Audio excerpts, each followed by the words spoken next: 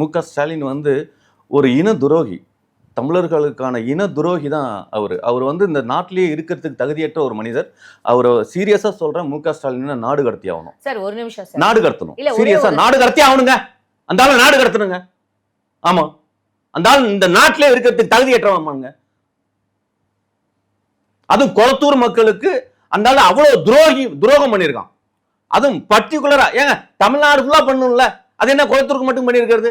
அதனாலதான் கொளத்தூர் மக்கள் ஐயால என்னடா நீ எங்களுக்கு இவ்வளவு துரோகம் பண்ணிருக்கியா காட்டியிருக்காங்களா இல்லையா? கொளத்தூர்லயே அவர் 15 வருஷம் தொடர்ந்து ஜெயிச்சவர் சார். அங்க இடத்துல அந்த விஎஸ் பாபுன்றது அவரும் முன்னாள் டிஎம்கேயோட எம்எல்ஏவா எக்ஸ்எம்எல்ஏவா இருந்திருக்காரு. அவரோட பொசிஷனை தான் அவருக்கு விட்டு கொடுத்திருக்காருன்னு சொல்லப்படுது.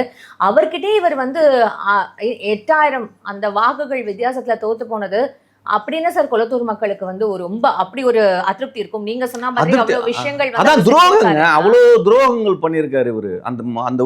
அந்த தொகுதி மக்களுக்கு உண்மையே சொல்றேன், ஒரு இன துரோகி, தேச துரோகி. மு.க.ஸ்டாலின் நான் சீரியஸா சொல்றேன், ஒரு தேச துரோகி. அந்த ஆளு இந்த கண்ட்ரியிலே இருக்கிறதுக்கு தகுதியற்ற மனிதன்.